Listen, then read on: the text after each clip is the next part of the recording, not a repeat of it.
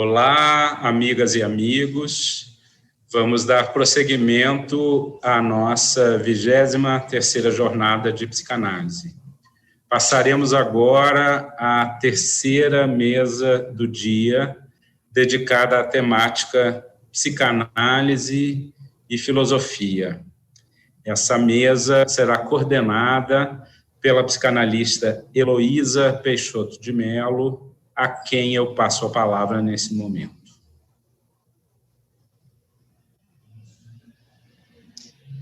Boa tarde a todos. Eu sou Heloísa Peixoto de Mello, tenho o imenso prazer de coordenar essa mesa, a última do dia de hoje, de uma jornada que está nos trazendo contribuições brilhantes.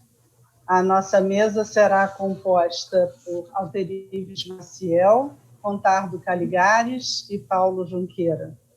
Ela terá duração de 1h45, e nós vamos dividir esse tempo concedendo 30 minutos para cada um dos palestrantes e o restante vamos dedicar ao debate, que será mediado pelo Paulo. O nosso chat está aberto a partir de agora para contribuições, comentários, perguntas, e de antemão não nos desculpamos, porque provavelmente não poderemos acolher todas elas e todos eles, enfim, mas agradeço muito a participação de todos e passo agora a palavra para o primeiro palestrante, Alterives Maciel. Alterives é membro associado da Sociedade Iracy Doyle, doutor em Teoria Psicanalítica pelo FRJ e mestre em Filosofia pela UERJ. Professor do mestrado e doutorado em Psicanálise, Saúde e Sociedade na Universidade Veiga de Almeida e também professor da PUC-Rio. Ele vai nos falar sobre feminilidade, diferença sexual, diferença em si mesmo. Alterives. Com você. Boa tarde. Preparei para vocês um texto sobre feminilidade, diferença sexual e diferença em si mesma, buscando inspiração no trabalho do Joel Birman e nas considerações que o próprio Freud fez no fim da obra sobre a feminilidade a partir de 2 textos. Um intitulado Sobre a Feminilidade, o outro Análise com fim ou sem fim. O Birman fez anotações sobre esses 2 textos estes que eu consultei, e pude observar nesse fim de obra que quando Freud falava da feminilidade, ele estava revendo, tá, uma hipótese que ele defendeu durante muito tempo, no momento em que ele apresentava o complexo de Édipo segundo uma lógica masculina. Parecia plausível dizer que Freud, durante muito tempo, ao apresentar o Édipo e a castração, se serviu de uma lógica fálica, ao ter apresentado o pai da horda no mito, apresentado em Totem Tabu, e ao ter refeito com o pai da horda todo o complexo de Édipo, pela apresentação desse pai da horda como responsável pela lei que castra os filhos, tanto os homens quanto as mulheres, e o Lacan, revendo o mito do pai da horda, realocou o pai da horda na condição de pai simbólico.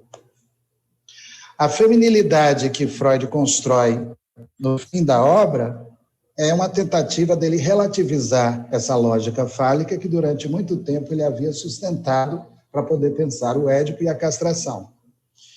Sendo assim, para deixar bem claro o que eu estou chamando de feminilidade, talvez seja estratégico, num primeiro momento, apresentar a feminilidade por oposição à lógica fálica.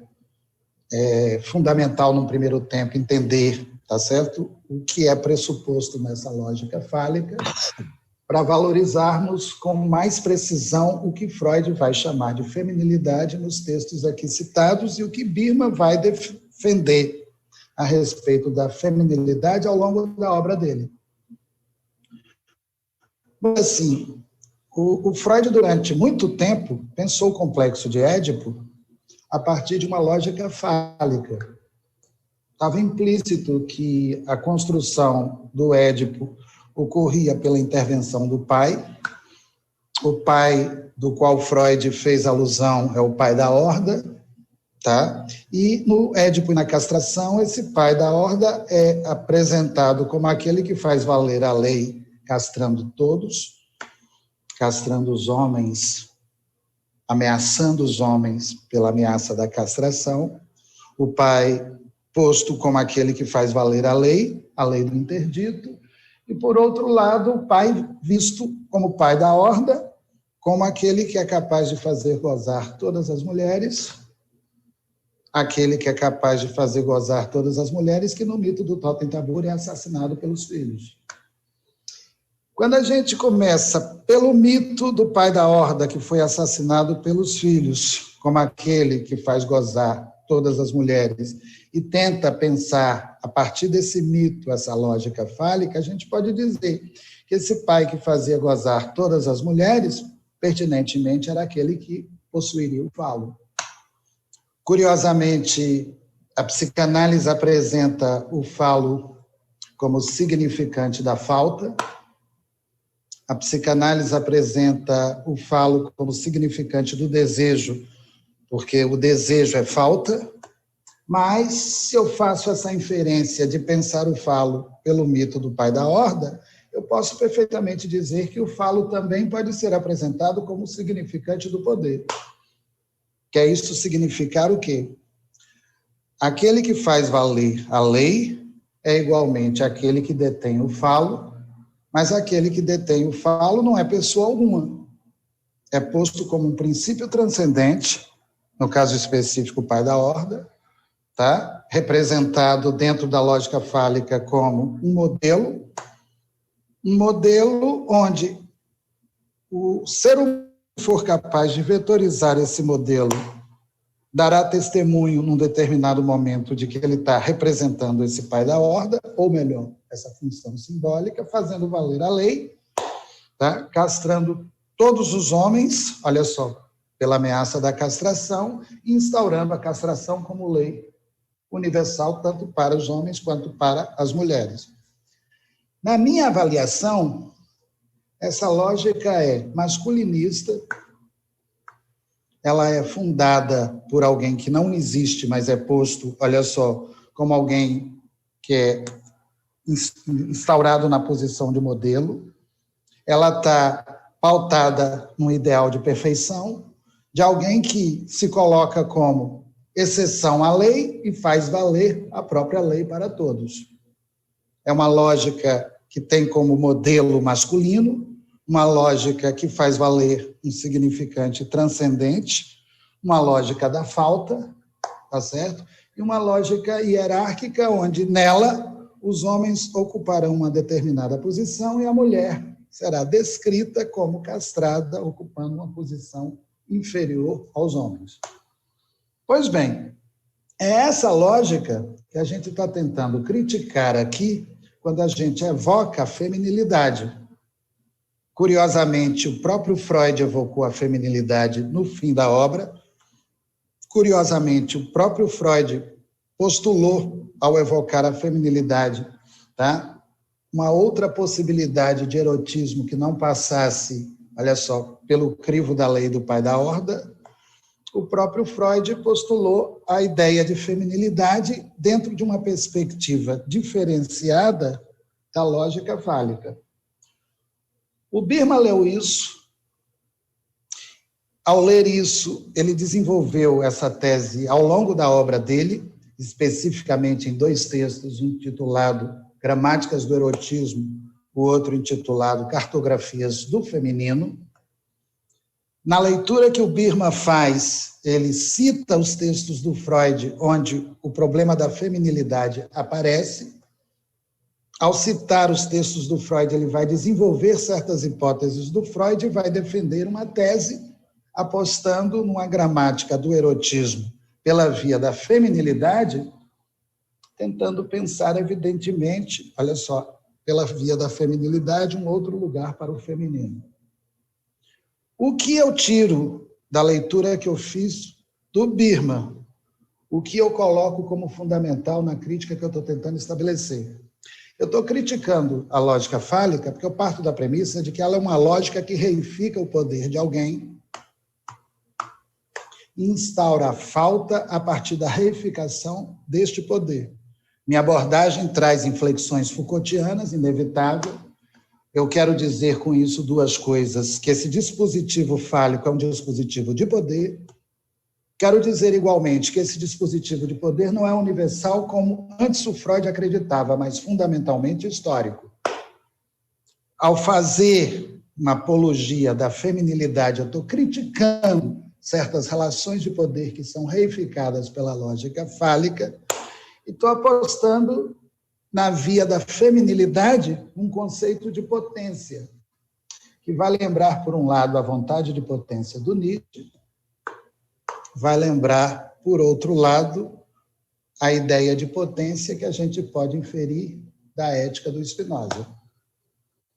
Nessa diferença que eu estou estabelecendo entre poder e potência, já é preciso demarcar uma diferença fundamental para a gente poder entender a feminilidade na contrapartida da lógica fálica. Diremos assim, a lógica fálica é toda ela pautada num ideal de perfeição que ninguém nunca irá alcançar.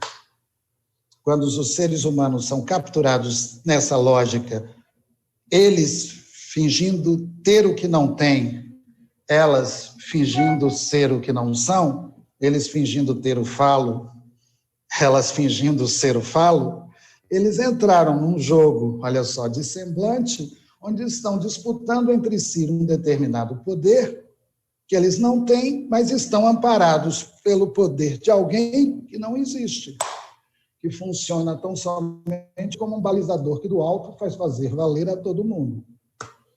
Quando a gente começa a criticar a lógica fálica por entender que ela inclui implicitamente dispositivos de poder, o que seria a feminilidade?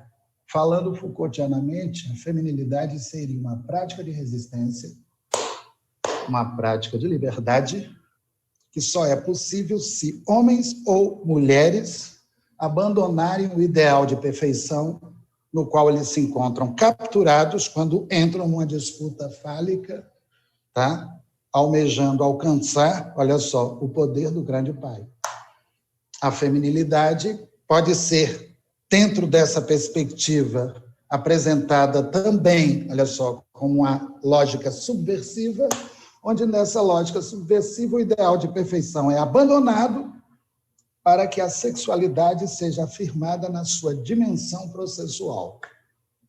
E aqui talvez eu esteja começando a fala que eu estou propondo para vocês, que consiste em pensar a diferença sexual pela via da feminilidade, para a gente entender se, por intermédio da feminilidade, a gente é capaz de chegar à diferença em si mesmo. Vamos lá.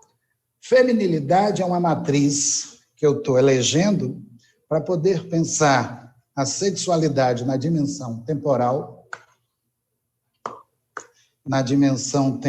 da finitude, que parto da premissa de que está em todos os seres humanos, homens e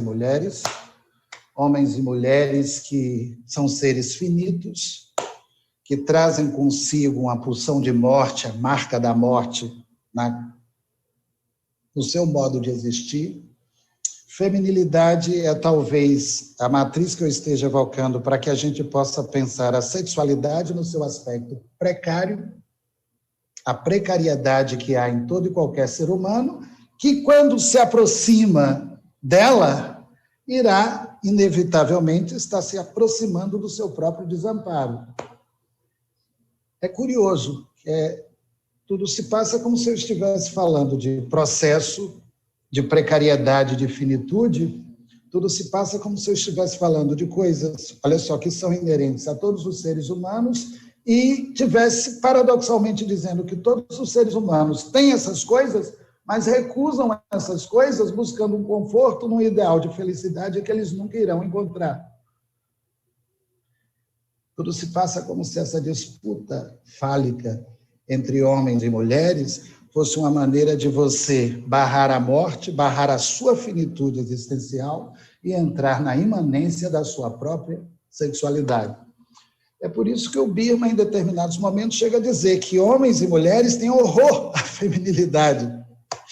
Parece que eles repudiam a feminilidade e reagem à feminilidade entrando numa disputa fálica sem razão para, curiosamente, terminarem na falta, porque nunca irão encontrar esse ideal de perfeição. Quando a gente começa a perceber que homens e mulheres recusam essa feminilidade, a gente começa a perceber também, olha só, o tanto de sofrimento que eles contraem a partir dessa recusa. Tudo se passa como se a recusa da feminilidade correspondesse a uma espécie de recalque ou de rejeição, onde o lado intensivo do ser humano, precário e mortal, fosse recusado, à medida em que o ser humano obriga a viver um ideal de perfeição para padecer de falta. Para padecer de falta. Pensando por esse viés, creio eu, que a afirmação da feminilidade significaria, tanto para os homens quanto para as mulheres, uma subversão em relação a essa idealidade, onde nessa subversão o fundamental era trocar esse ideal de perfeição inalcançável pela afirmação de uma vida processual vivida na sua imanência. E aqui 2 filósofos me inspiram livremente nessa minha construção. Nietzsche, que pensava a vida em devir, e Spinoza, que concebia o desejo como grau de potência. Spinoza, que pensava o desejo como um apetite acrescido de consciência, grau de potência. O Nietzsche, que pensa a vida como vontade de potência. Em Nietzsche, que é um aliado maior, a vontade de potência se define no devir, no processo e na mudança. Coisas que talvez os seres humanos não consigam aceitar quando se iludem ao perseguirem o ideal de mortalidade. a feminilidade dentro dessa inflexão é a aposta radical, olha só, nos aspectos intensivos e potentes da vida, de uma vida que marcha indevi sem referência. A feminilidade seria, nesse aspecto, olha só, a assunção de uma diferença sexual sem referência, sem modelo. Como poderíamos pensar isso dentro de uma perspectiva psicanalítica? Porque é fundamental que a gente infira tais conceitos dentro da própria psicanálise, é fundamental que esses conceitos inferidos dentro da própria psicanálise ganhem uma inflexão clínica. Nesse aspecto, a primeira coisa que eu tenho para dizer para vocês, e que eu tiro do próprio Freud, é que a feminilidade é irrepresentável. Ela produz um descentramento tão radical na sexualidade que é como se nós tivéssemos que situar a feminilidade fora do campo da representação. Freud disse isso. No primeiro tempo, ele diz que só se representa um sexo, que é o sexo masculino, mas que na lógica fálica ele definiu o feminino como falta. Era um lugar dele alocar o feminino como falta a partir da oposição fálico-castrado. Num segundo momento, quando ele evoca a feminilidade, ele já não pode mais pensar a feminilidade como falta, porque a feminilidade está, no meu entendimento, fora do campo da representação. E a falta é alguma coisa que se inscreve negativamente no campo da representação. Tudo indica que quando a gente fala de feminilidade, parece que no Freud um descentramento radical foi alcançado. Do que ele está falando? De diferenças livres, não ligadas, de intensidades, de alguma coisa que o Freud alcançou pela via do descentramento absoluto ao ter introduzido a pulsão de morte no sistema dele. Então, a primeira coisa que eu estou propondo é: pensem a feminilidade como algo de irrepresentável. Situem a feminilidade fora do campo da representação. Pensem a feminilidade segundo, olha só,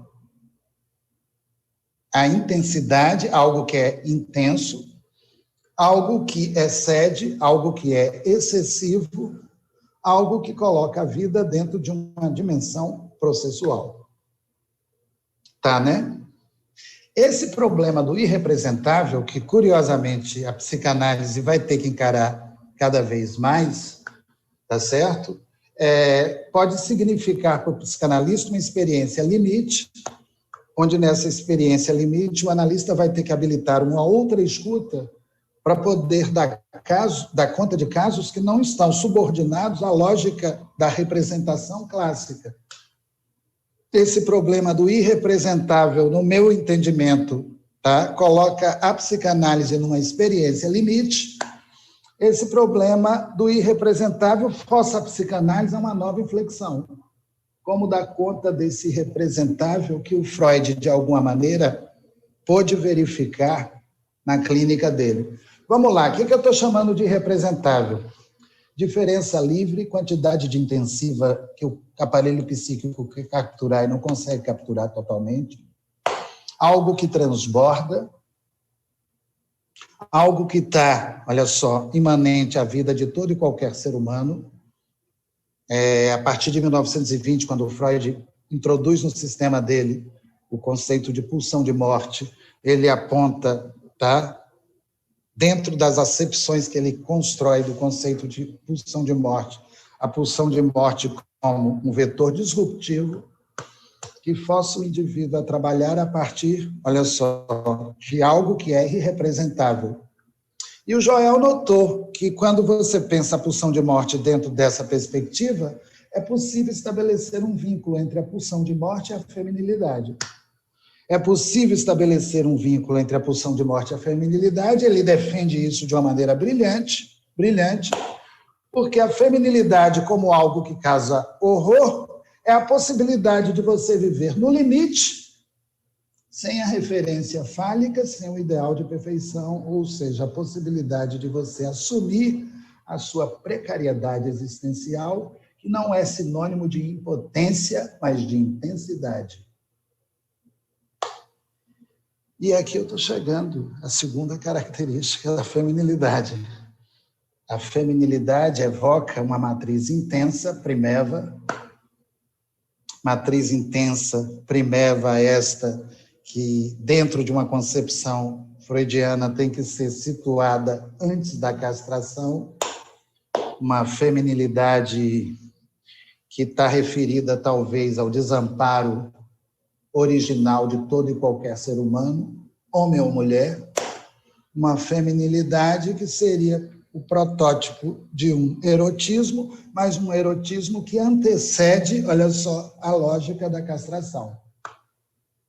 Freudianamente isso é concebível, que a gente pode pensar a feminilidade dentro dessa dinâmica do desamparo existencial.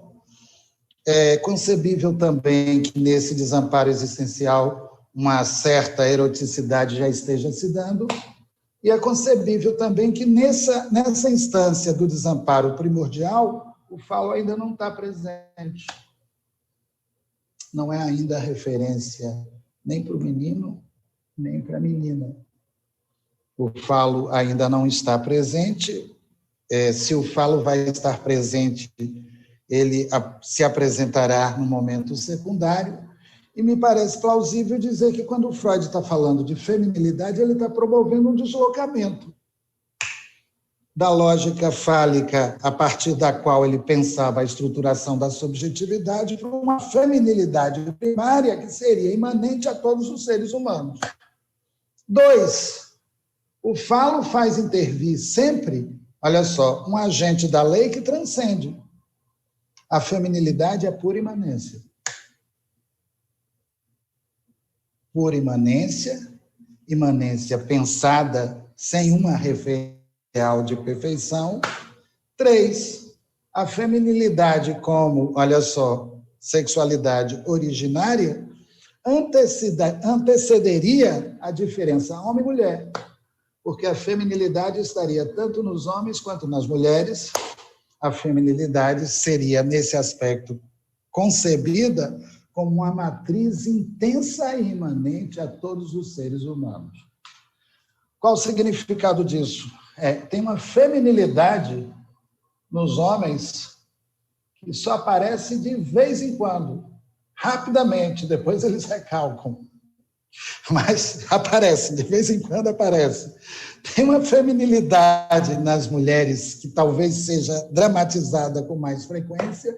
É muito mais provável que o feminino esteja mais próximo da feminilidade do que o masculino. Mas essa feminilidade imanente, tanto nos homens quanto nas mulheres, olha só, seria, quando se presentifica, desestabilizadora, porque colocaria a sexualidade numa dimensão processual. A feminilidade como desestabilizadora, olha só, retiraria do homem a referência que ele mantém quando insiste em permanecer dentro da lógica fálica e daria ao homem a possibilidade dele se abrir para conexões laterais, aceitando a feminilidade nele e buscando, pela via da horizontalidade, encontros, bons encontros, conexões, lateralidades, sínteses, dentro de uma perspectiva desejante potente, onde o sexo se abriria para uma pluralidade. Uau! Creio que pensar dessa forma faz com que a gente introduza conexões que até então a gente não tinha, porque a gente pensava como referência o grande falo lá em cima, homens querendo ter o que não têm, mulheres querendo ser o que não são, e agora a feminilidade dará ao homem a possibilidade dele pensar uma pluralidade, uma diversidade. Reparem, ao pensar a feminilidade como matriz, eu estou dizendo que a feminilidade como matriz é de onde provém a diversidade. É a matriz do diverso, é a matriz da pluralidade e da diferença. E se eu estou concebendo na feminilidade a diferença como diferença intensiva, eu estou partindo de um grau zero de intensidade para pensar essas diferenciações como diferenciações que engendram diversidades e sempre a possibilidade, nestas diversidades, de um mundo mais plural. Não é tão simples isso, viu? E merece uma explicação mais criteriosa, porque tudo se passa como se eu estivesse pensando de diferenciações a partir de uma matriz intensa, e que nessas diferenciações a partir de uma matriz intensa eu não pudesse mais igualar um homem a um outro homem, igualar uma mulher a uma outra mulher, a algo intenso que vem dessa feminilidade, que faz com que cada mulher possa ser vista e apreciada como uma mulher singular, cada homem possa ser visto e apreciado como um homem singular. Estou defendendo a tese de que a feminilidade é a matriz das singularidades. E ao defender a tese de que a feminilidade é a matriz das singularidades, que eu pretendo com essa fala mostrar que pela via da feminilidade, cada um deve ser visto como um ser singular. Há algo de intenso em vocês que me impede de comparar um ao outro e que essas intensidades que existem em vocês, olha só me permite pensar cada um de vocês na dimensão da singularidade e a dimensão da singularidade existente em cada um me permite pensar cada um como uma diferença. E aqui eu estou chegando no conceito de diferença em si mesma, onde cada um, como diferença, deve ser pensado como alguém que se diferencia em si mesmo e que procede nessa diferenciação em si e por si de uma matriz primeva. Eu estou chamando de feminilidade. Filosoficamente, eu poderia pensar essa feminilidade, vou pensar como um plano de imanência, e devo pensar cada um como sendo uma modalidade desse plano de imanência, uma diferenciação de um plano de imanência primevo, onde cada um, como diferenciação de um plano de imanência primevo, deve ser rigorosamente entendido como uma diferença. Reparem, aqui não tem um ideal de perfeição, nem um grande pai da horda, como medida normativa que impõe uma hierarquia entre os seres humanos. O que eu tenho? Eu tenho, olha só, um plano de imanência que eu estou chamando de feminilidade e diferenciações que irão engendrar os pares masculino e feminino, mas que herdam da feminilidade essa matriz intensiva que está em todo e qualquer ser humano. No momento em que eu penso sem modelo para estabelecer hierarquias entre homens e mulheres, mas faço da feminilidade a matriz das diferenças, doravante eu tenho que encarar cada um como uma diferença em si mesmo. Doravante eu tenho que pensar cada um como uma diferença em si mesma, e quando o cara é muito intenso ou a mulher é muito intensa, como dois seres que vivem se diferenciando e praticando nessa diferenciação a liberdade de ser. É uma ética com consequências clínicas. Poder olhar uma pessoa e encontrar a diferença nela e essa matriz intensa que habita é se livrar do julgamento quando você recai ao julgar essa pessoa por não imaginar que ela esteja à altura de um ideal de pessoa que você forja como modelo para poder desenvolver a sua escuta clínica. Quando você começa a perceber e a entender cada pessoa como um ser singular, cada pessoa se torna, enquanto ser singular, uma diferença. Diferença essa que eu estou descrevendo como diferença intensa, diferença essa que eu estou descrevendo como a diferença intensiva, cuja matriz seria a feminilidade. Por que eu estou escolhendo a palavra feminilidade? Eu poderia apresentar isso como plano de imanência, eu poderia apresentar como puro devir, eu poderia apresentar isso como grau de potência. E por que eu estou escolhendo a palavra feminilidade? Aqui é uma estratégia clínica. Nada além do que isso. eu estou pensando a feminilidade dentro de uma estratégia clínica para poder fazer com que o analista se desloque de uma posição de escuta fálica, na qual ele se encontra viciado quando subjetiva uma gramática, pensando que só existe essa gramática para submeter o indivíduo a uma espécie de normatização. Ao falar da feminilidade, eu estou trabalhando com Freud num limiar que foi estabelecido pelo próprio Freud. Pensar pela via da feminilidade a possibilidade do homem se assumir como ser sexuado, da mulher se assumir como ser sexuado, a partir de uma feminilidade, não de um ideal de masculinidade, como ocorria no campo, no escopo da lógica fálica. Finalmente, a feminilidade é aqui apresentada como uma prática clínica. Prática clínica é esta que eu estou concebendo como uma prática de resistência e, finalmente, como uma ética.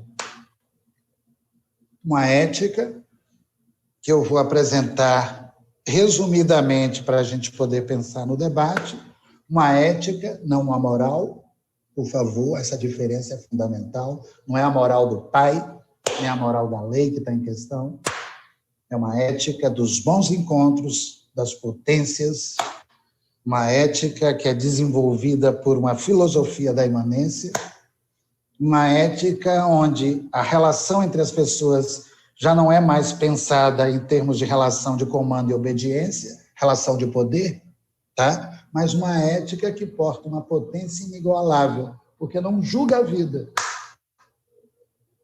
Ao conceber a vida como grau de potência, e entende que uma vida fora da medida só pode perseverar se ela for capaz de se compor com outros modos de vida igualmente potentes.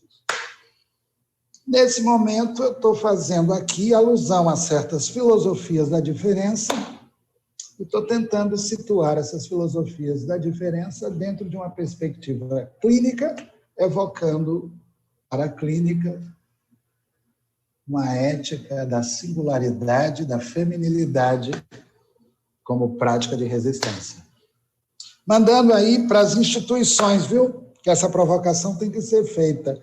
Muitas vezes a instituição se organiza sempre em torno de um agente de poder. Eu não sei se essa é uma boa política. E quando se organiza em torno de um agente de poder, esse agente de poder sempre faz semblante de um grande pai, porque se investe de um determinado saber e estabelece uma hierarquia, olha só, onde a grande maioria passa a adorá-lo como aquele que sabe e pode, e ele passa a representar essa grande maioria, olha só, amparado no ideal de poder que irá conferir a ele um ideal de mestria. Talvez uma política psicanalítica séria e política vera consistisse em não estar mais nessa hierarquia onde você transfere a partir do poder de um determinado analista para poder implementar dentro da instituição práticas de feminilidade onde seja possível conexões laterais, onde a psicanálise aí se torne soberana e o poder deixe de ser com um analista para que a potência da psicanálise possa vingar para além dos limites fixados pela representação fálica. É isso aí, viu? Muito obrigado.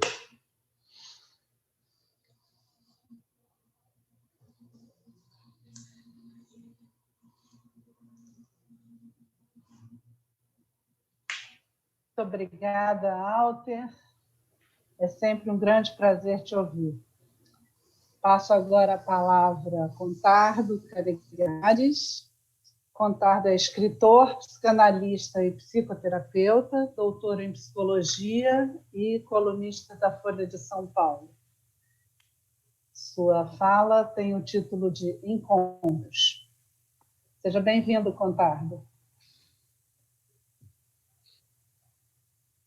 Obrigado. Sim, eu vou falar de encontros, efetivamente, até porque, primeiro, eu vou dizer uma coisa que todos nós sabemos, embora tenhamos uma certa tendência a escondê-la, digamos assim. Todos nós, quero dizer, nós, psicoterapeutas em geral, e, claro, inclua os psicanalistas entre os psicoterapeutas, acho que os psicanalistas são psicoterapeutas eminentes, e que a não ser que a gente seja delirantemente convencido dos extraordinários poderes que a psicanálise nos conferiu, ou qualquer outra disciplina, nós sempre esperamos que algum encontro seja algum encontro devido ao acaso. Sim, claro, a gente sempre pode dizer é devido ao acaso, mas em termos, porque afinal é preciso, sabe, de uma série de condições para que alguém se deixe viver um encontro. Mas, mesmo assim, é um pouco ao acaso, porque é preciso ter, pelo menos, as condições, a oportunidade para poder exercer a coragem de se lançar num encontro. Então, sempre estamos um pouco esperando que um encontro transformador nos dê uma mão, por assim dizer. Claro, tem aquela famosa frase que o próprio Freud cita, né? Aqui está o rio, na verdade não é qualquer rio, mas enfim, é aqui agora pula, e a gente pode levar o paciente até a beira do rio, e eventualmente, eu costumo pensar, dá para dar um último pontapé na bunda para ver se por acaso o cara ou a mulher caem na água, mas e nadam por algum milagre, mas no fundo não. No fundo, tudo que nós podemos fazer é levar alguém até a beira do rio, e aí não é só empurrar, é preciso também, de alguma forma, torcer, embora eu não seja, sou um homem de pouca fé, então não, a torcida não é comigo, mas torcer para que a chance de um encontro se torne possível. Eu vou falar com a ajuda de algumas imagens, então vou precisar da primeira imagem. A primeira imagem, isso, essa é uma imagem, bom, muitos reconhecerão que se trata da Basílica de Santo Antônio, em Padova, a poucos quilômetros de Veneza. Eu sou veneziano de adoção, minha família teve casa em Veneza durante toda a minha infância, e muitos anos depois, infelizmente, acabou sendo vendida quando meu irmão morreu e meus sobrinhos não quiseram mais mantê-la. Então, mas cada vez que eu ia a Veneza, que era muito frequente, nos últimos anos era 2, 3 vezes por ano, eu ia até Padova. Não por causa dessa basílica em si, que eu considero uma espécie de sapão arquitetônico que não me impressiona, mas eu escolhia o hotel de onde essa fotografia é tirada por mim mesmo, aliás, que se chama Hotel Donatello, e por várias razões, entre outras, a gente não vê muito bem, é que por desse quarto específico, que sempre foi meu quarto em Padova, não me lembro de ter dormido em outro lugar em Padova, dá para encarar relativamente de perto a estátua equestre talvez mais linda da Renascença italiana, que é a estátua do Gattamelata.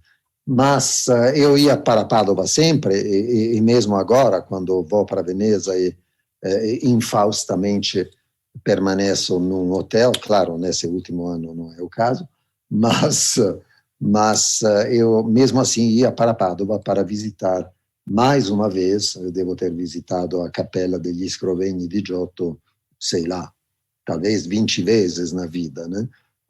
Tem algumas imagens assim persistentes e inaugurais e marcantes na cultura ocidental. A Capella degli Scrovegni, em particular, é, digamos, não o primeiro, o segundo modelo da repartição do além em lugar para os danados, enfim, inferno e paraíso, né? Bom, apresenta um esquema que qualquer um já encontrou na Capela Sistina, e antes disso está num incrível mosaico di Torcello, uma ilha perto de Veneza, que talvez seja o primeiro grande exemplo dessa divisão. Mas tudo isso para dizer que eu sempre fico no Hotel Donatello, que é um hotel super modesto, é um hotel 2 estrelas, no melhor dos casos, e nem sei se está bem à altura das 2 estrelas, mas se você reserva com antecedência, tem essa vista, vê o Gata Melata, vê a Basílica, e eventualmente é simples, se você acorda cedo de manhã, dar uma volta na Basílica. Digo se você acordar cedo, porque senão tem muita gente, tem pessoas que têm pedidos para Santo Antônio, como você sabe, que ele seja considerado lisboeta ou de Padova, tanto faz, ele é o santo casamenteiro. E quando você entra na Basílica pelo ingresso principal, logo, mais ou menos na metade, você do lado esquerdo tem a tumba do santo que morreu em Padova, é por isso que Padova tem alguma pretensão em matéria de Santo Antônio. E a tumba do santo, você entra numa fila e dá uma volta ao redor da tumba do santo, o que, em princípio, lhe dá o tempo necessário para poder pedir a Santo Antônio o que você acha bom pedir. Eu não tenho nenhuma dificuldade em dialogar com os santos, como mal acredito neles e certamente não acredito em Deus, então me sinto tranquilo para poder conversar com eles. Recentemente, alguns anos atrás, justamente falando em encontros, teve uma vez em que eu entrei na Basílica, dei uma volta pela Basílica, entrei na fila pequena, modesta, porque era cedo de manhã, da tumba, e pensei numa paciente especificamente. E aí eu falei para Santo Antônio, falei e disse, realmente, escuta, eu acho que está durando há anos, eu acho que eu fiz tudo o que eu podia.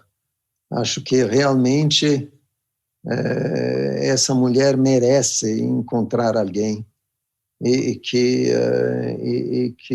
realmente ela merece ter uma vida afetiva um pouco mais alegre. Eu não sei mais o que fazer desse ponto de vista. Eu acho que o que eu podia fazer, que era prepará-la, dispô-la para isso, eu de alguma forma acho que eu fiz. Agora é a tua vez, vê se dá uma mão, porque realmente essa história precisa de um auxílio.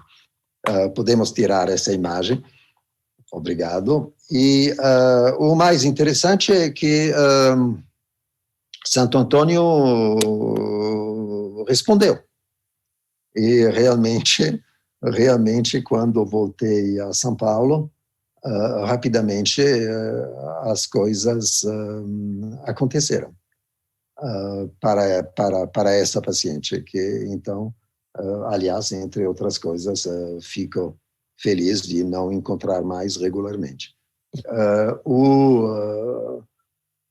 É importante dizer que isso faz uma falta tremenda em época de quarentena, né? Porque em época de quarentena, às vezes me perguntam, o tempo inteiro me perguntam que diferença faz um atendimento presencial de um atendimento online.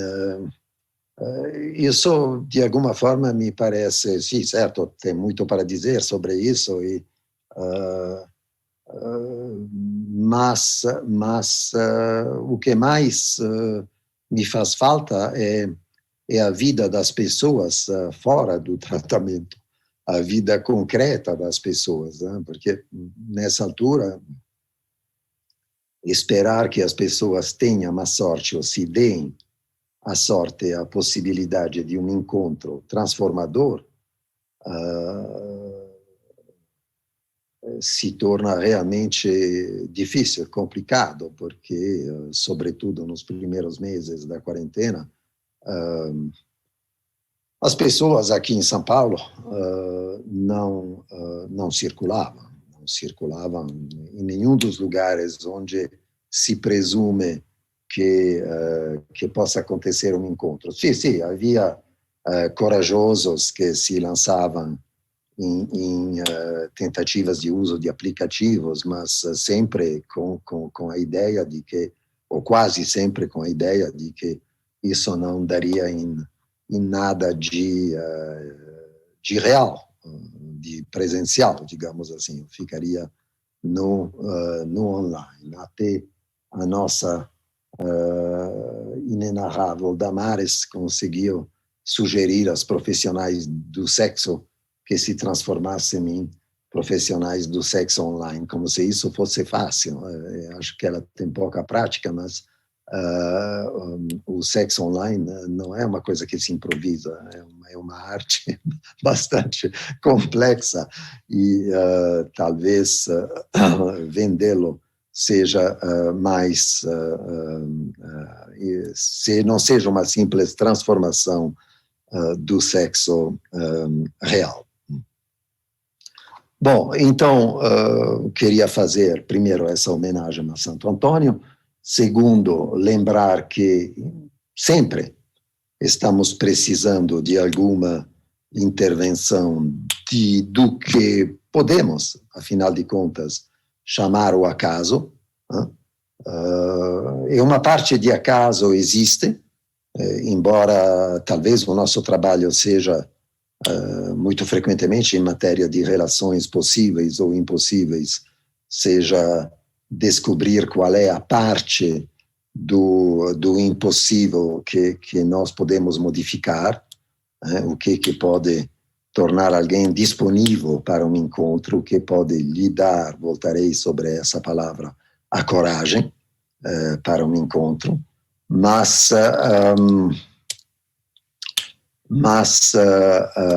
isso podemos, sem dúvida, mas existe uma parte de sorte, né?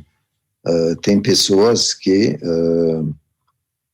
às vezes me dão a impressão de que atravessaram uma vida inteira sem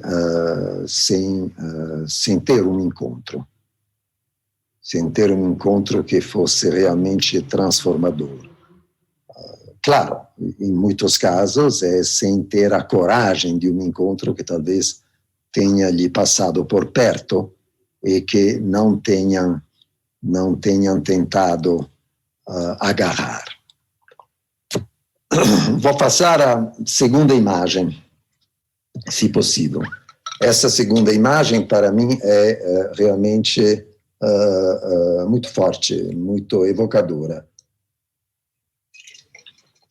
É a imagem de uma estação de trem,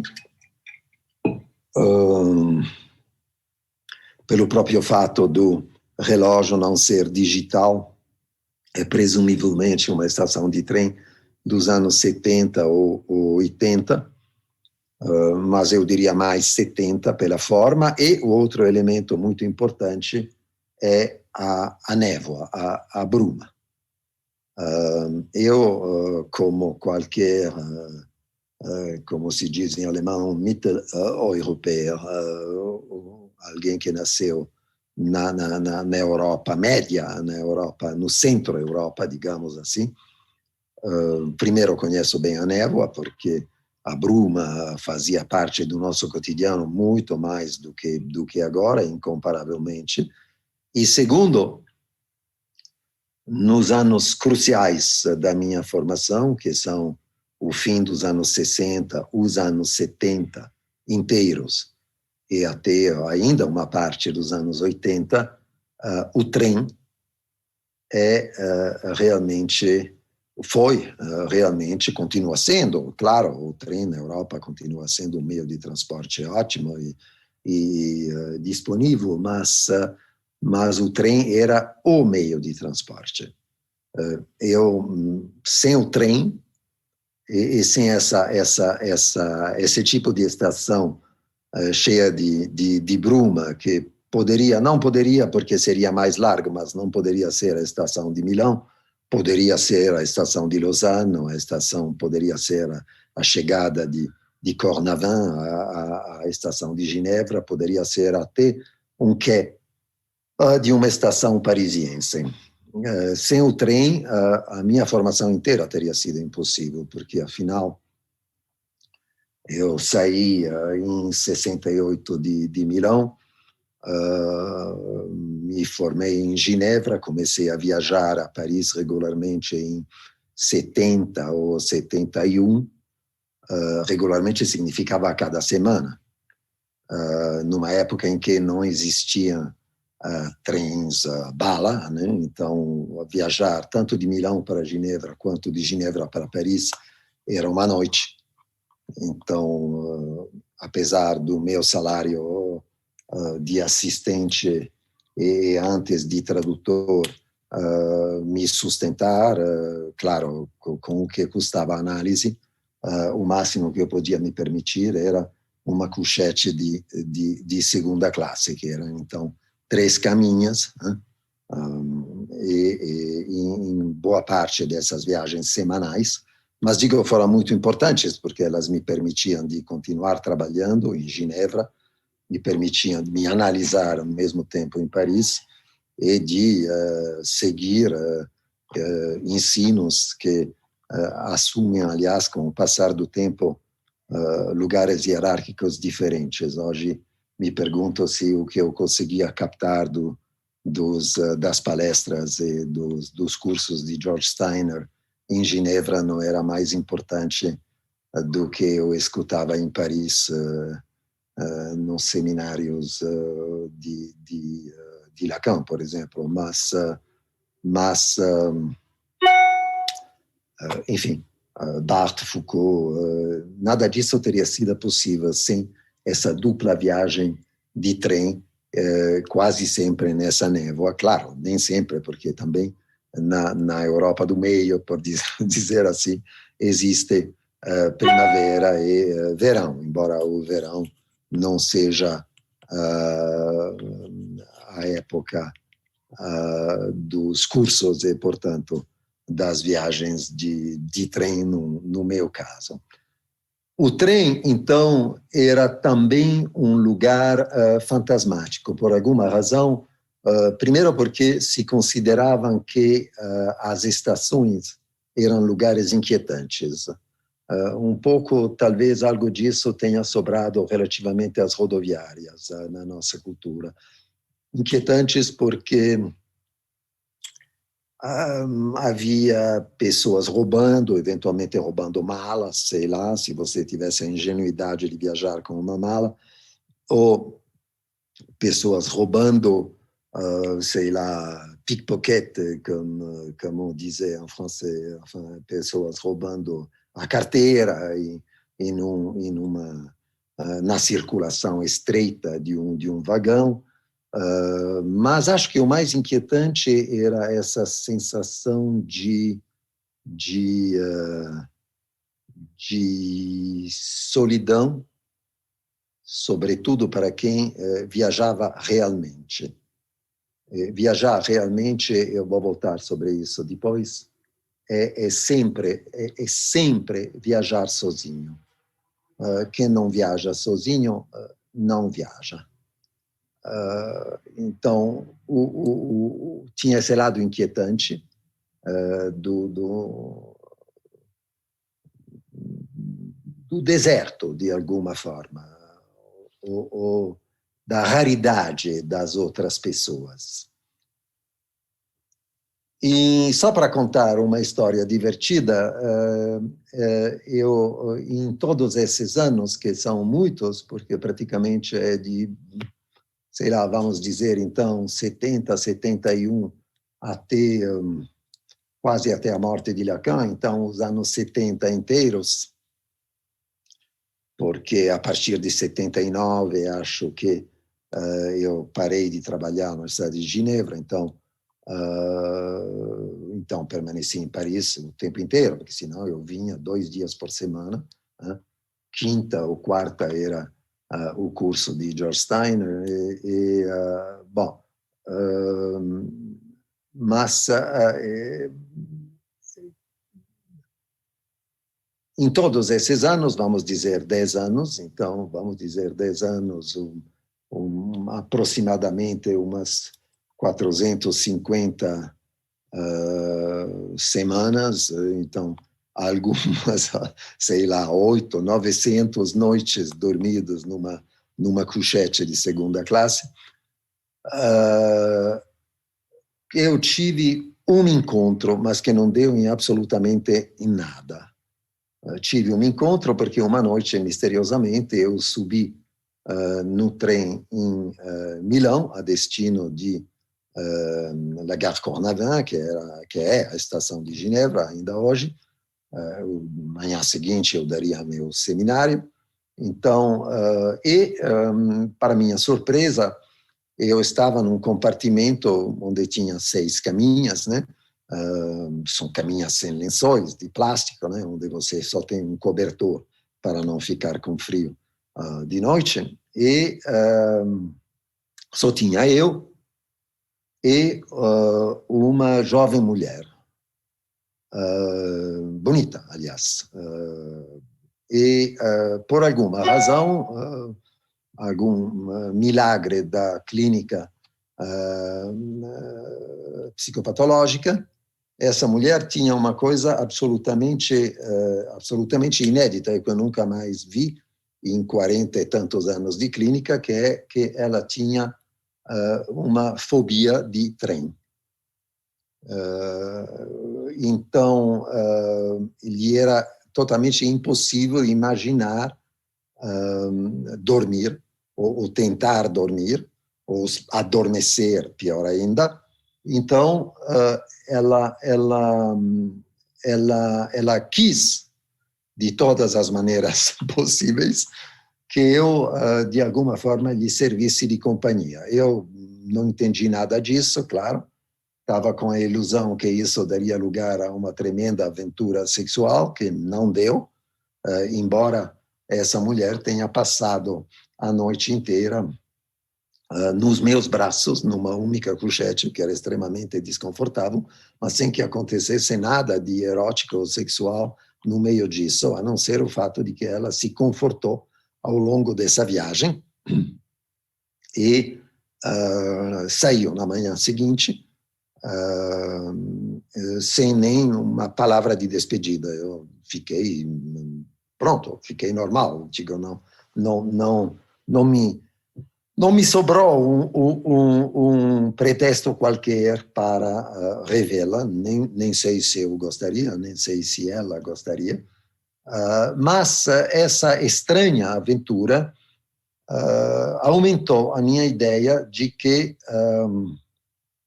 quem sabe, o trem, esse lugar onde eu me aventurava cada semana e que era ao mesmo tempo desconfortável, solitário, e quem sabe fosse mesmo a abertura a uma dimensão possível de aventura, uma abertura, uma porta para outra dimensão, a ponto que uma noite, não sei bem em que ano, mas acho que foi no fim dos anos 70, eu estava em Milão, onde eu tinha ido para visitar os meus pais, para celebrar o Natal em família.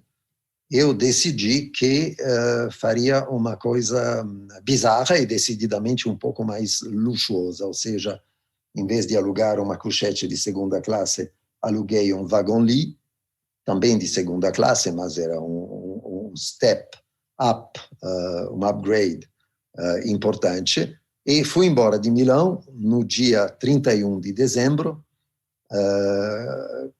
para Istambul, no último trecho do Orient Express.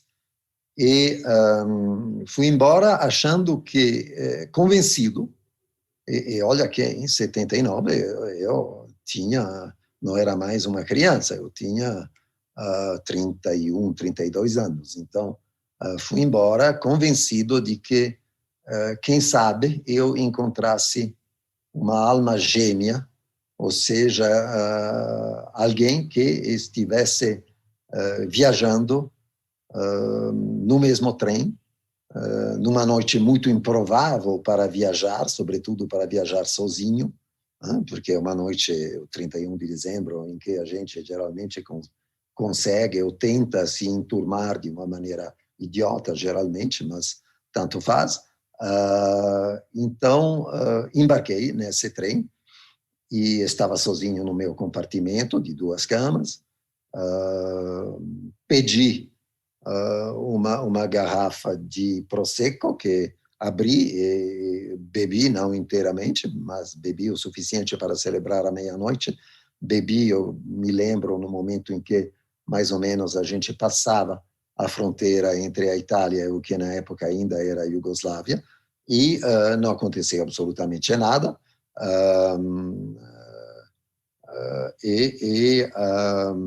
Acordei na manhã seguinte em Istambul, e a única coisa notável é que fazia sol, era um dia lindo, e tudo bem, deu para dar uma volta em Topkapi e voltar no dia seguinte.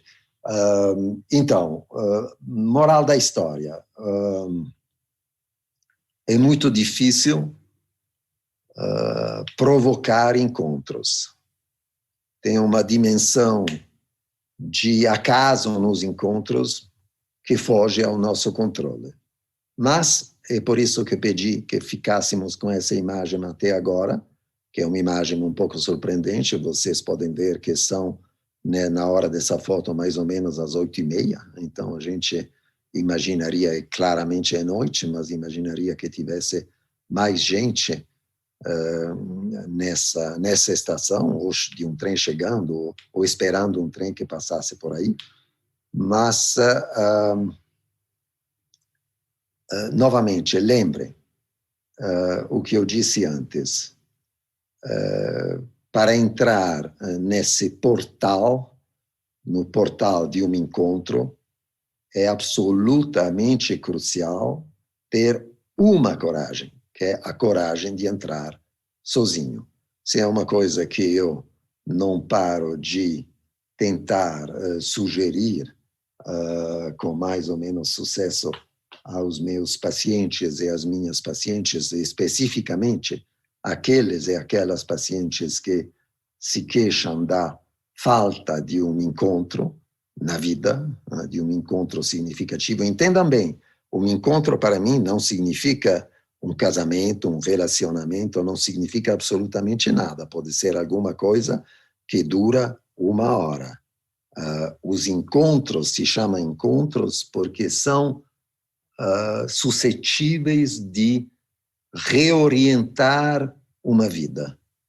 Então, a duração do que segue a um encontro é absolutamente irrelevante. Há casamentos de 50 anos que são totalmente insignificantes numa vida, não fazem sequer parte da história de uma vida. E pode haver, ao longo desse casamento, um encontro de 3 horas que revoluciona a vida de alguém. Então, o que eu não paro de explicar, porque a gente tem isso, né? Tem sempre esse lado conselheiro comportamental, quer queira, quer não, né? E, bom, como é que eu faço para encontrar alguém? Muito bem. Então, quem sabe eu viaje. Muito bem, excelente ideia. Então, quem sabe eu convide uma amiga. Não vai acontecer nada.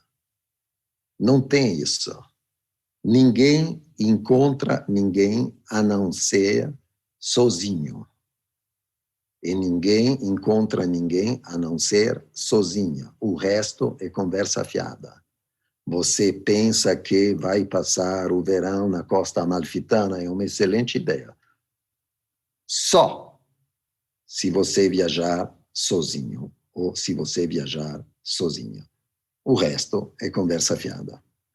Vamos tirar essa imagem. E vamos a uma terceira imagem que me serve para entender ou para explicar o que é a especificidade de o que poderia ser a especificidade de um encontro quando ele tem uma chance de acontecer, a condição que a gente faça o esforço para que isso aconteça. Essa é uma imagem, um desenho de um grandíssimo, talvez o maior quadrinista americano nesse momento, que se chama Andrew Tomine. Ele faz uma coisa que, na verdade, eu só conheço ele, que faz isso, porque essa imagem não é tirada de uma história em quadrinhos, é tirada do que ele chama Drawings of New York, são New York's Drawings, são desenhos. Ele sai para desenhar como fotógrafos profissionais ou amadores saem para fotografar, ou seja, ele capta cenas que eventualmente ele, claro, desenha sumariamente e depois completa em casa. Nessa cena, que é extraordinária, eu poderia facilmente escrever um conto ou poderia ter escrito um capítulo do seriado que dirigi para a HBO, do Psi, a partir dessa cena, se eu tivesse visto ela a tempo. Vocês têm dois vagões de metrô de Nova York que se cruzam, como muito frequentemente acontece, que se cruzam numa estação. Né? Um está indo, sei lá, norte, outro está indo ao sul, ou então west and east, tanto faz. E essa moça está lendo um livro. Ela levanta os olhos e cruza os olhos de um moço num outro vagão, que está indo na direção oposta, que está milagrosamente lendo o mesmo livro.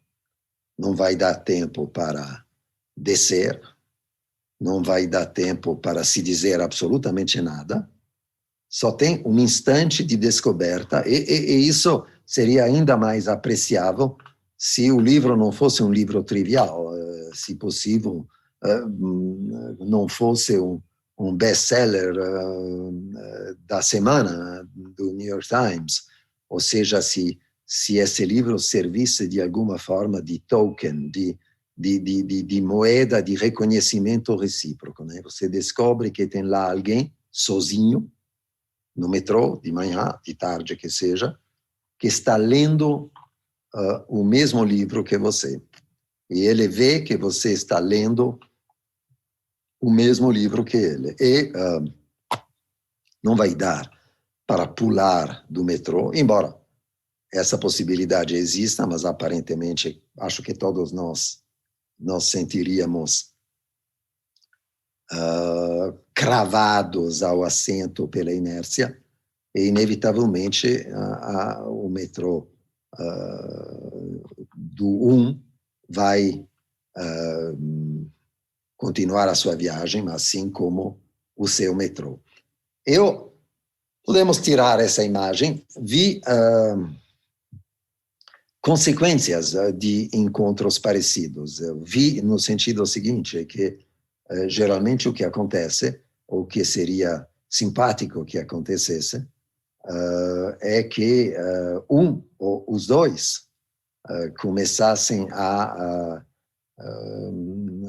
espalhar pelas mídias sociais aquelas famosas frases do tipo: você estava vestida com uma camiseta, sei lá, azul, estava no trem L indo para Williamsburg, tal dia, tal hora, estava lendo, sei lá, o Diário de um Sedutor de Kierkegaard. Eu pego o Diário do Sedutor não por acaso, porque se tem alguém que realmente, aparentemente,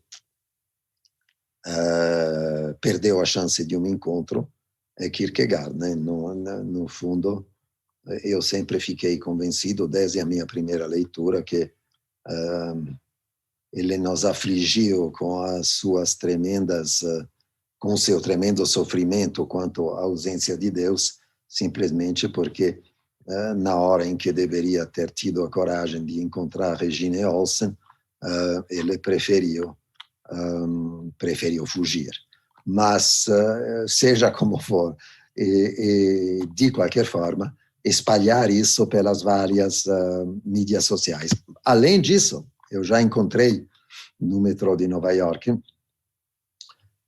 e não só, claro, na época do 11 de setembro, em que esse tipo de papéis apareciam a cada canto, mas papéis pendurados com um tom super parecido.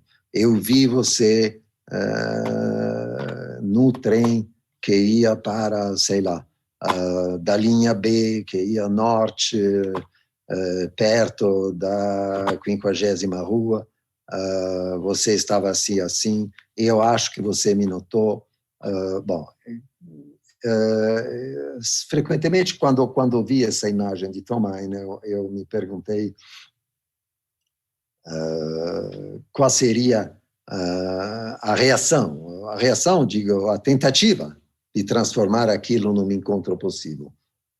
O elemento extraordinário dessa imagem é que é como se essas duas pessoas, absolutamente no deserto, que é o metrô de Nova York num horário normal de circulação, é o deserto, porque ninguém conhece ninguém, ninguém reconhece ninguém, ninguém olha para ninguém, aliás, numa época muito antes, quando eu frequentava Nova York, nos anos 60, sim, as pessoas se olhavam, mas é porque queriam assaltar você, aí era um pouco diferente, não era o caso de facilitar esse encontro, mas nessa situação específica é descobrir, tem esse pressuposto, o outro está lendo e gostando, porque deve estar no meio, não está na página 1, e porque escolheu o mesmo livro que eu estou lendo. E aí, de repente, encontrar essa pessoa, ou querer encontrar essa pessoa, a partir de uma troca que nem aconteceu, mas que estava implícita e silenciosa na visão do livro na mão do outro, aí, de repente, isso é, por assim dizer, impagável. Pode se tornar a razão de ser de uma vida. Como frequentemente é o caso quando um encontro pode magicamente acontecer. Bom, vou parar por aqui. Era o que eu tinha para lhes dizer sobre as vicissitudes do encontro, pelo menos uma parte disso. Muito obrigada, Contardo. É uma pena que a gente não possa ficar aqui horas e horas ouvindo pessoas como vocês.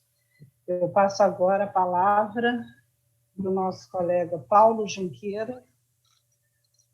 Paulo é membro psicanalista da SPCRJ, supervisor e coordenador de seminários, e ele vai mediar o nosso debate. Com você, Paulo. Bom, boa tarde a todos. Boa tarde, Heloísa, Alterives e Contardo. É um prazer enorme estar aqui e uma honra para mim estar numa mesa de pessoas tão proeminentes, tão sábias, tão inteligentes. O Alterives Maciel eu já conheço há bastante tempo, porque o Alterives deu muitos cursos de filosofia, já que essa mesa é filosofia e psicanálise. muitos cursos de filosofia na SPCRJ, os quais eu fiz todos esses cursos. Mas hoje em dia, se alguém me pergunta se eu sei filosofia, eu digo, não tenho a pretensão de saber filosofia, mas eu acho que eu fui transformado pela filosofia, porque as aulas do Alter Ives sempre foram um happening, um acontecimento, uma performance, você entra de um jeito e sai de outro. Então, não sei se eu sei filosofia, mas eu acho que, como numa análise, a aula do Alter Ives procura te transformar. Eu me lembro de uma senhora, uma vez, num evento da SPCRJ, que disse que estava cuidando do netinho dela de 10 anos de idade num sábado à tarde, não tinha muito o que fazer, e viu no cinema, estava escrito o Pijama Listrado. Ela falou, achou que era um bom programa com um garoto de 10 anos, e disse que então, o netinho dela entrou criança e saiu adulto, né, do filme, que era um filme sobre o nazismo. Então, eu acho que isso acontecia nas aulas do Alter Ives. E uma outra, quando eu digo que eu não sei filosofia, apesar de tantos cursos, mas uma coisa que me consola um pouco é que uma vez alguém me falou assim, que uma visão capitalista do conhecimento seria você ser a mesma pessoa e acumular conhecimentos. Então, você é uma pessoa com muitos conhecimentos acumulados. E uma visão não capitalista seria você ser transformado pelo conhecimento. Você não é rico de conhecimento, você se transformou pelo conhecimento, tal como a gente acha que é uma psicanálise, uma sessão de análise, ou mesmo uma análise toda, não é para você sair sabendo tudo a seu respeito, mas é um processo que pretende que você se transforme ali, né? O Contardo Caligares eu não conheço pessoalmente, mas conheço pelas palestras, pelas publicações, por artigos de jornal, e como isso aqui são as vicissitudes do encontro e algumas interseções de encontro, eu queria dizer que eu, durante muito tempo, também coordenei seminários sobre perversão na SPCRJ. E aí li os trabalhos, um dos últimos autores que eu cheguei foi o Contardo, que tem todo um trabalho sobre a sedução totalitária, né? Que era um trabalho, um recorte que ele fez da perversão como perversão social, não perversão como uma prática sexual qualquer, mas ele fez uma leitura da perversão como a perversão social, o sujeito abrir mão da sua condição de neurótico, né, edípico, individualizado, particularizado, para aderir a uma massa, aderir ao funcionamento maquínico, né? Se eu estiver errado, Contardo pode me corrigir, mas o exemplo era do nazismo, né, que ele dava, aonde não é que cada pessoa individualmente fosse um perverso, mas as pessoas saíam de sua condição solitária, neurótica, para aderir ao funcionamento massificado nazista, por exemplo, no exemplo que ele deu, tá bom? Então, esse é o conhecimento que eu tenho dos dois. Para o Contardo, eu sei que esse artigo dele, esse estudo dele sobre a perversão faz bastante tempo, faz muitos anos, eu ia fazer alguma pergunta para ele a respeito de como que ele está vendo o Brasil hoje, a partir dessa ótica da perversão social, da psicopatia, como parece que tem sido falado, como é que seria o Brasil de hoje. Mas a fala do Contardo foi para outro lado, foi para o lado dos encontros, e eu tenho algumas perguntas, então, sobre os encontros. Primeiro, eu vou perguntar ao Alter Ives, dentro desse conceito da feminilidade, que você também falou, eu acho que você até já falou na sua fala, mas nos interessa aqui, talvez você possa explicar um pouco mais, quais são as repercussões que você vê na clínica psicanalítica dessa leitura da estruturação do psiquismo, tendo como base uma feminilidade originária e o falo como uma defesa contra ela, né? Porque, segundo esse estudo, essa leitura, inclusive, do Biermann, tanto a sexualidade masculina quanto feminina são fálicas e são defesas contra essa feminilidade originária, como eu acho que você muito bem falou. Eu queria, talvez, se você pudesse falar um pouco mais, como o analista frente a isso, a clínica psicanalítica frente a isso. Eu acho que você tocou nisso, há uma diferença da postura do analista se ele se baseia numa feminilidade originária. Isso é uma primeira pergunta. Eu recebi uma outra pergunta aqui do pessoal, do público, que eu vou, então, você guarda essa, Alter Ives, né? Acho que essa está sabida, e eu vou trazer as outras. Eu acho que eu vou dizer mais uma pergunta para a gente ver, né? A Denise Ripper diz assim: se já constava em Freud o dispositivo da feminilidade, por que foi privilegiada a lógica fálica?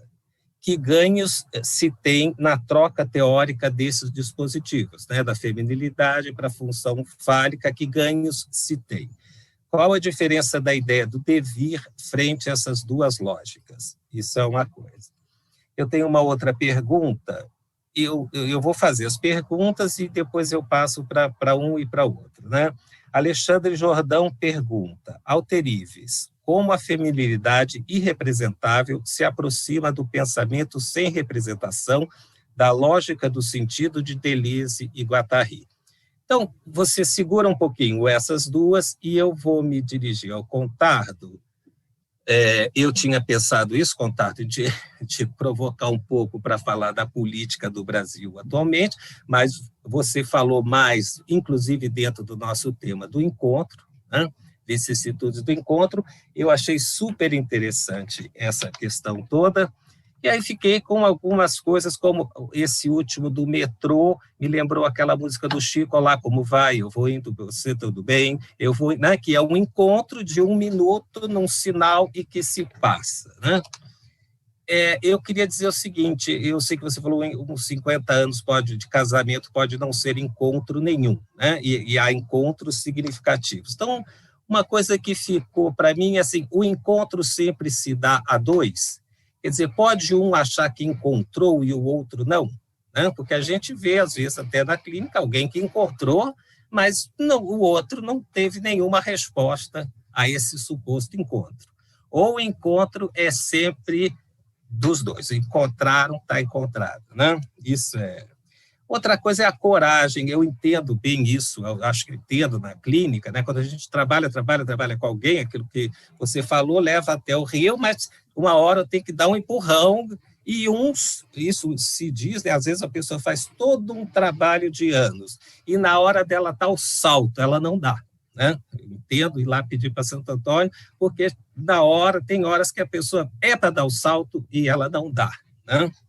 Eu queria ver um pouco, assim, talvez uma questão seria assim, por que uns são munidos desta coragem, né, mesmo no trabalho pesado, cotidiano, e uns têm uma coragem de pular para o encontro e outros não têm, né? Parece que foi tudo preparado, foi tudo feito, mas eles não têm falha. Nessa última hora, às vezes, depois de anos de trabalho, isso pode falhar. Então, é isso.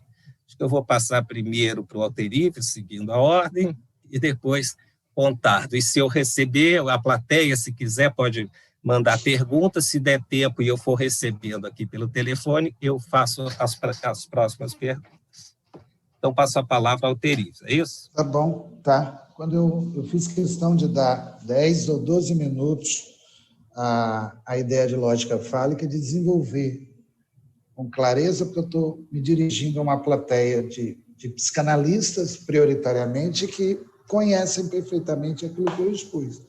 Eu não estou desmentindo a lógica fálica, mas estou tirando essa pretensão universalizante. Primeiro, porque a cultura é fálica, o capitalismo está aí também, disputa de poder, disputa pelo falo, a gente não tem como negar certas evidências que se apresentam até na dimensão da cultura. Agora, flexibilizar, no meu caso, foi uma atitude política.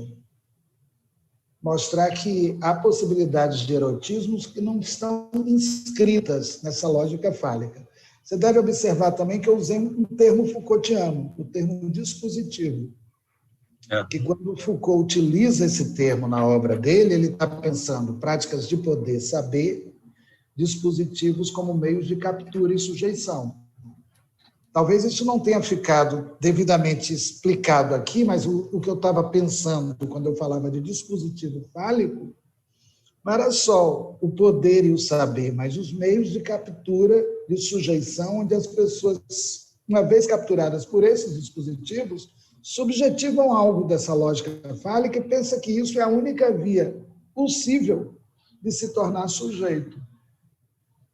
Nesse aspecto, a feminilidade foi evocada como uma prática de resistência e postulada como a possibilidade da gente pensar outras gramáticas do erotismo que não passem necessariamente por essa que quer se impor como universalizante. Tá? A ideia de pensar isso dentro de uma perspectiva política, no meu entendimento, converge com a clínica, porque dar ao analista a possibilidade de avaliar em análise o analisante de uma outra maneira, tira o analista daquela ideia de que ele só pode escutar a partir de um determinado saber e permite que o próprio analista circule por esses saberes que, no meu entendimento, deve ser a postura do analista quando ele está disposto a analisar. Não acho que ele deva se apoiar numa suposição de saber, creio eu que nenhum grande analista defendeu isso, de que a suposição de saber pode conferir ao analista uma certa posição que, se ele não cuida disso, ele se vê favorecido por isso. Lacan questionava isso o tempo inteiro, a questão da suposição de saber. Um analista sério questiona isso o tempo inteiro, porque, no meu entendimento, psicanalizar é decompor, desfazer certas posições para descobrir a possibilidade de você circular de uma outra maneira. E penso eu que isso deve ser a finalidade de toda e qualquer análise bem feita. Dar ao sujeito a possibilidade de romper com certas identificações com as quais ele se aliena, para que ele possa circular. Feminilidade é, nesse aspecto, uma estratégia clínica, onde, nessa estratégia clínica, a ideia é desestabilizar uma certa lógica hegemônica. É isso. Se alguém me perguntou se eu usei alguma coisa do Deleuze e Guattari, eu vou dizer que sim, mas não usei diretamente. Minha inspiração maior foi Foucault. Porque o Deleuze e Guattari, curiosamente, isso vai ressoar com o que Contardo vai falar depois, são pensadores de encontros, de acasos. Eles valorizam isso. Spinoza é um pensador de encontro. O Deleuze pensa a questão do encontro a partir do acaso. Deleuze é um pensador de acontecimentos. A lógica do sentido é todo ele construído, tá? Com uma lógica de incorporais de acontecimentos. O Deleuze é um pensador da diferença em si mesma, que ele faz constar naquele livro brilhante, Diferença e Repetição. E, no final, creio eu que a inspiração veio toda do Deleuze. Porque eu terminei a minha fala falando de diferença pura, diferença em si mesma, que é o primeiro capítulo do Diferença e Repetição, né? Que eu já tive a oportunidade, inclusive, de trabalhar aqui com vocês, no passado. Me parece que esse vetor da feminilidade, a diferença em si mesma, clinicamente, é viável, me parece que sim, e me parece que esse vetor da feminilidade, a diferença em si mesma, tá certo? É clinicamente, olha só, um vetor desestabilizador de uma certa certeza. E aí me parece que a estratégia ensaiada aqui nessa pequena transmissão era poder utilizar a feminilidade como uma prática desestabilizadora de uma lógica que se pretenda hegemônica e universal. Se me perguntarem se eu estou tentando desmentir essa lógica, eu vou dizer não, eu estou desestabilizando essa lógica. Porque tem gente nessa lógica fálica, sim. E se vocês pensarem que o próprio Freud percebeu isso, porque o Joel tira essa inferência do próprio Freud, o próprio Freud, a partir de determinados textos, abriu para a gente a possibilidade da gente pensar a feminilidade também. E possibilitou, de alguma forma, que isso se tornasse possível para a clínica. O trabalho do Joel, que eu conheço bem, né? Há 30 anos vem se fundamentando aí nisso, ele é um defensor dessa ideia, ele opera com essa ideia na clínica. Eu citei 2 livros, mas me parece que essa ideia pode ser estendida a todos os livros do Joel, creio eu. Tanto a crítica que ele faz do mal-estar no contemporâneo, quanto a questão da feminilidade, novas suavidades, como possibilidade da gente estabelecer laços sociais sem a arrogância da hierarquia, tá? Que existe nos dispositivos de poder. E, até onde eu conheço, Joel também é um leitor de Foucault. ele sempre apresenta algo do Foucault na abordagem genealógica, porque ele faz genealogia. E, na medida em que ele faz genealogia, ele o faz para mostrar que o dispositivo fálico emergiu na história. Ele não é um universal absoluto. Por intermédio dessa investigação genealógica, ele vai desestabilizando certos universais que querem se impor como universais para todos os lugares e todos os tempos. Essa inspiração vem de Foucault.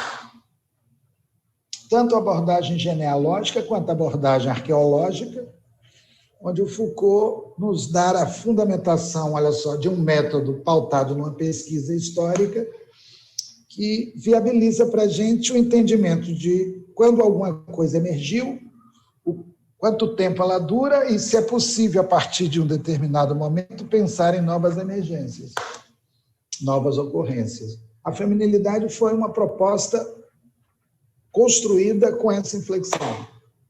É isso aí. Passar aqui. Olha aqui, então eu vou passar ao Contardo, que tem algumas perguntas para o Contardo, né? Além da que eu já fiz do encontro, também eu estava pensando assim, se em relações cotidianas que já existem, pode haver um momento de encontro e ele se perder, né? Assim, pessoas que já estão ali e que em algum momento se encontram e que às vezes isso é uma vez só e se perde esse encontro, se isso é possível ou não.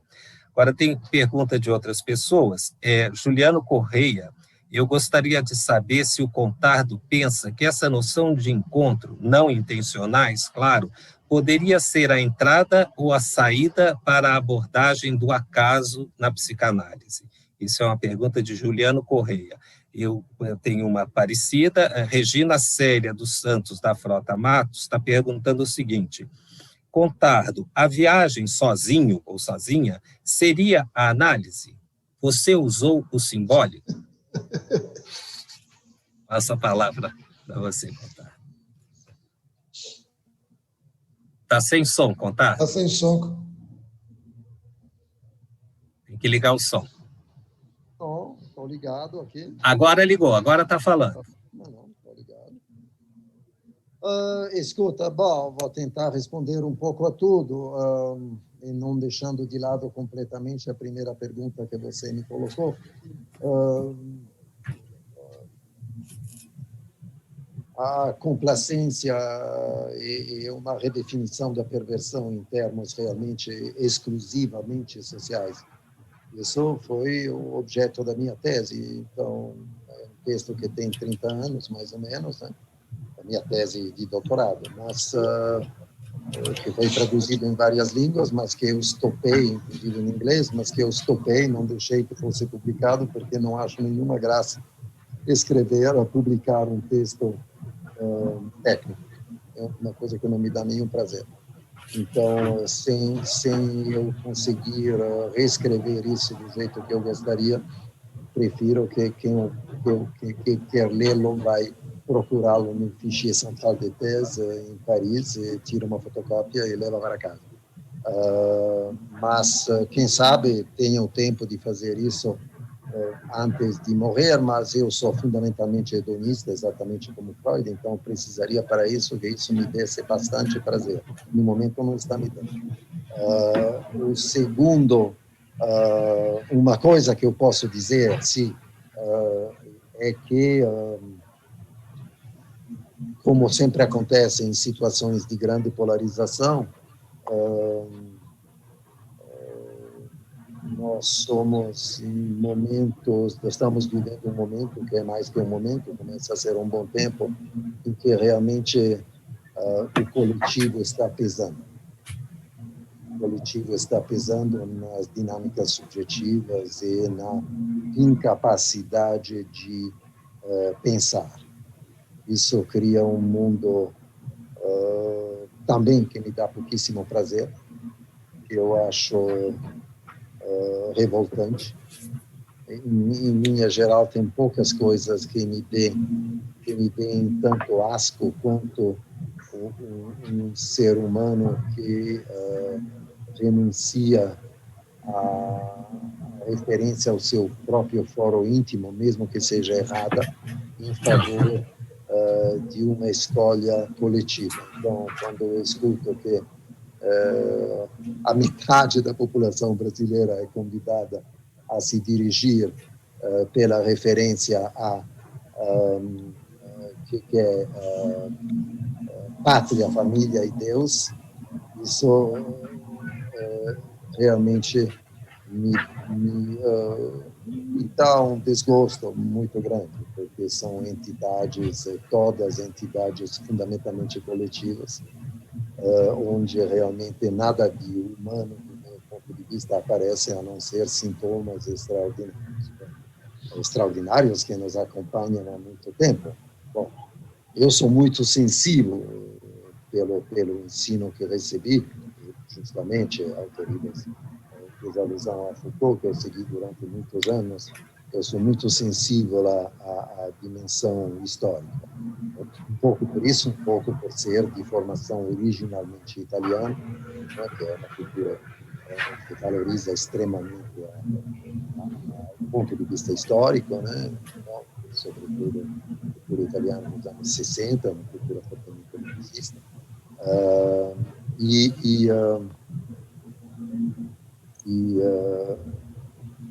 Mesmo como psicanalista, acredito que existem limites muito grandes ao que a gente pode operar no sentido de uma mudança sem que tenha mudanças culturais. A gente, Alterives falou muito bem da questão da feminidade, mas ou a gente consegue passar por uma hipotética e enigmática reformulação de uma misoginia que está não nas margens, mas no coração da cultura ocidental, desde mais ou menos o segundo século depois de Cristo, sendo otimista, ou aquilo é revolucionado e no momento estamos em um período que no máximo tem 50 anos de duração, em que, sem dúvida, o fenômeno mais interessante da política moderna e contemporânea é o feminismo, sob todas as suas formas,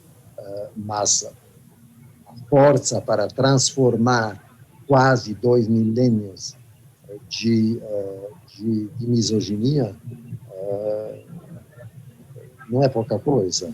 Não é pouca coisa. Sem que isso aconteça, os limites do que podemos operar na clínica, inclusive nessa direção, são pequenos. Bom, isso dito, vou voltar à questão do encontro. Concordo com você, Paulo, acontece o tempo inteiro na clínica, né? Que a gente tem realmente a impressão, talvez errada, não sei, que percorreu todos os, como dizia Heidegger, os caminhos que não vão para lugar nenhum, que tem na floresta, de ida, de volta, e traçou alguns outros que nem estavam lá, e que, no final das contas, um ato possível, no sentido que Lacan dava isso, ou seja, inventar algo novo na vida da gente, está na frente do nariz do nosso paciente ou da nossa paciente, mas não acontece. Sabe, eu acho que tem questões às quais de dar não sei responder essa pergunta que você me fez, que acho ótima. Por quê? Alguém consegue, alguém não. O que é essa coragem, né? Mas tem muitas coisas assim que a nossa metapsicologia, digamos, não responde. Por exemplo, ultimamente eu estava me perguntando o que é a vontade de viver. De onde vem aquilo? Me perdi ou me achei, enfim, não sei o quê, mas tentei pensar no que é a vontade de viver do lado de uma série de notações de Winnicott que tem muito a ver com, no fundo, o acolhimento ao mundo, de ter se sentido acolhido no universo ou não, como se isso pudesse deixar uma marca que predispõe a isso, a coragem de viver. mas acho isso muito relativo, não estaria pronto a jurar que essa é a raiz do que torna alguns, sabe,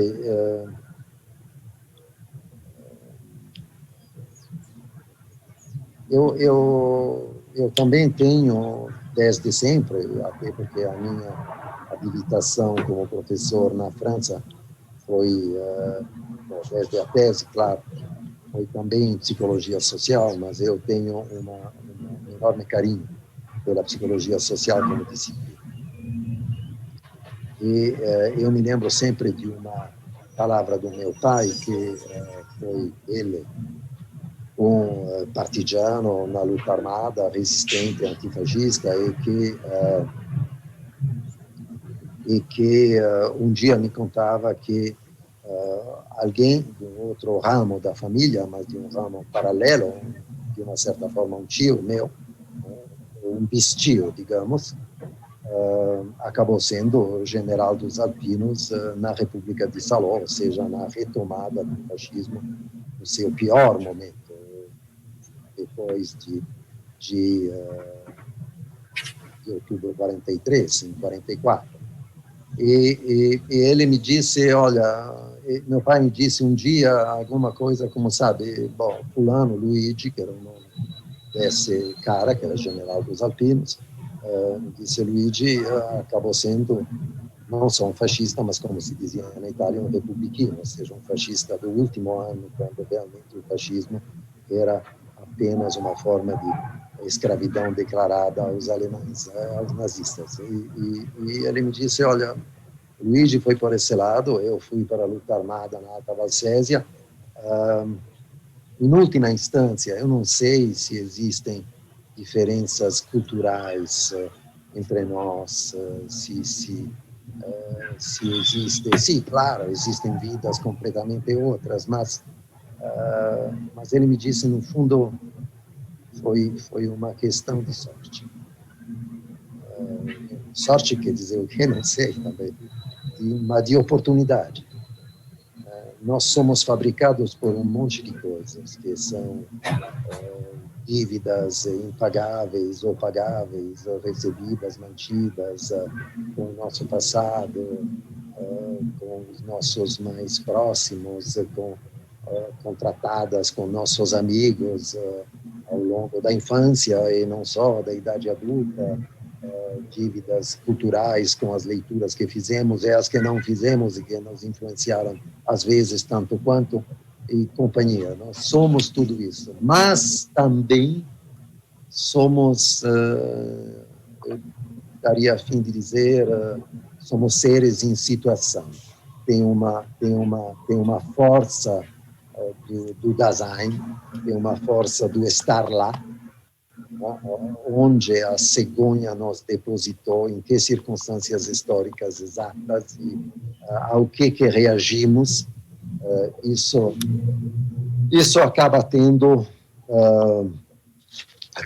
um peso muito grande e talvez seja aí que precisa encontrar a razão pela qual alguns conseguem agir e outros não.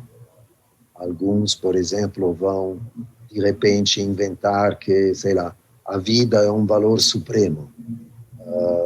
Então, qualquer coisa vale a condição de, desculpa meu português, de salvar a bunda. Mas meu pai costumava me dizer que não entendia, e olha que era médico, mas costumava me dizer que ele não entendia porque as pessoas achavam que a vida era o valor supremo, naquelas frases tipo saúde é o que interessa, enquanto ele sempre tinha pensado que a maneira certa para reconhecer o que era um valor era que um valor era aquela coisa pela qual e para a qual nós daríamos a vida se for necessário. Então, como é que a vida poderia ser um valor supremo? No momento de um ato tão trivial quanto pular do trem para tentar trocar duas palavras, pode ser que não dê em nada, mas falar pelo menos com aquela pessoa que naquela manhã estava lendo o mesmo livro, eu acho que se trata, no fundo, do mesmo tipo de coragem.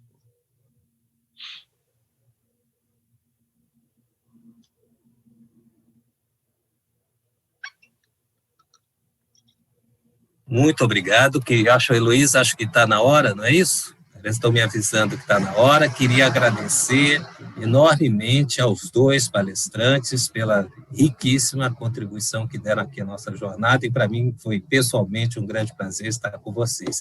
Eu passo então a palavra à Heloísa. Heloísa. Então, difícil terminar essa mesa, né?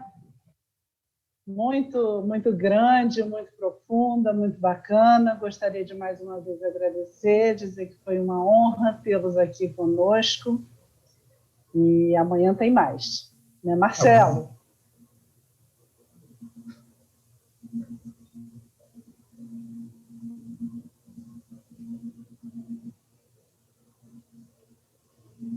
Muito grande, muito profunda, muito bacana. Gostaria de mais uma vez agradecer, dizer que foi uma honra tê-los aqui conosco. E amanhã tem mais, né, Marcelo? Sim. Portanto, agradecemos a todos que estiveram conosco hoje, nesse sábado.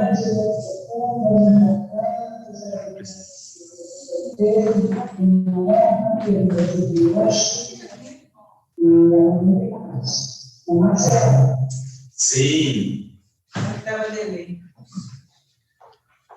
Então,